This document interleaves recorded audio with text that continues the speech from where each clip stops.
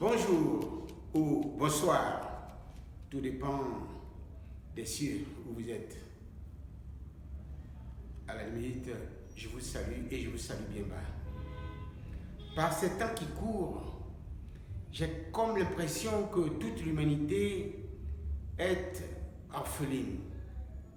Et c'est à ce titre que je me demande où sont passés tous ceux qui nous dirigent. Méritent-ils de nous diriger? C'est là l'objet de l'histoire que je vais vous raconter. En fait, c'est l'histoire d'un roi. Il était juste et bon.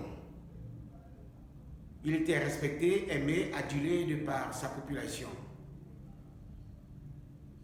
Mais voici qu'un jour, réfléchissant à haute et intelligible voix, il s'est dit, mais qui prendrait ma place quand je ne serai plus de ce monde? Car en réalité, ce roi n'avait pas d'enfant. Et dans sa réflexion, il a eu à se dire, mais et si je parcourais mon royaume pour adopter 3 enfants? 3 enfants à qui je donnerais la même éducation. Et peut-être, oui, je dis bien peut-être, le meilleur des 3 prendrait ma place quand je ne serai plus de ce monde. C'est ce qu'il a fait.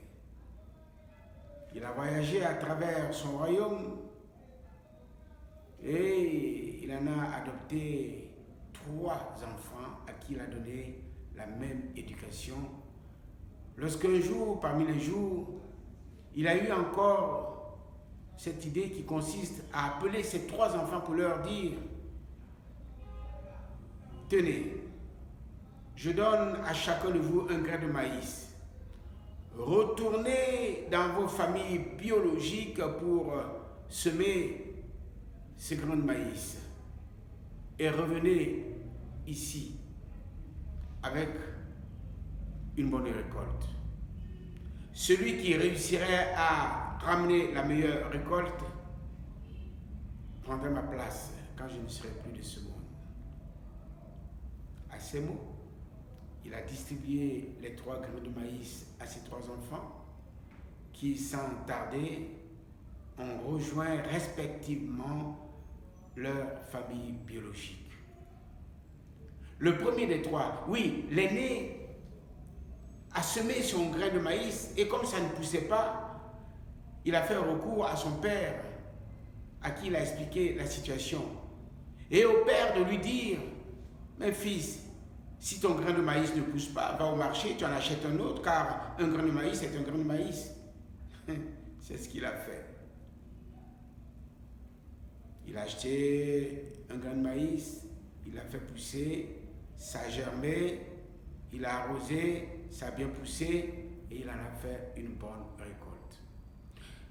Le deuxième fils, quant à lui, a dû subir les mêmes épreuves parce que son grain de maïs ne poussant pas, il s'est adressé à sa mère, oui, sa mère biologique, qui lui a donné la même réponse qui consiste à dire, si ton grain de maïs ne pousse pas, va au marché, achète-toi-en un autre, car un grain de maïs est un grain de maïs. C'est ce qu'il a fait.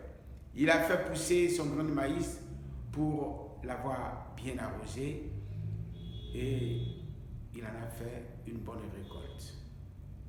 Quant au 3e fils, le Benjamin, puisque son grain de maïs ne poussait pas et qu'il a posé la question à sa grand-mère qui lui a dit comme ça, mais fiston, si ton grain de maïs ne pousse pas, tu diras à ton père le roi que le grain de maïs n'a pas poussé, c'est tout.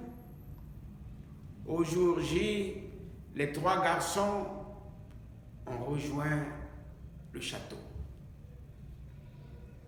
Et là, devant le roi, le premier fils, poitrine bombée, démarche altière, dépose ses récoltes, tout fier. Le deuxième en a fait pareil. Quant au Benjamin, lui, il s'est tout de suite mis à genoux en ces termes. Oh Père, j'ai semé le grain de maïs, j'ai fait ce que j'ai pu et je n'ai pas pu avoir de récolte.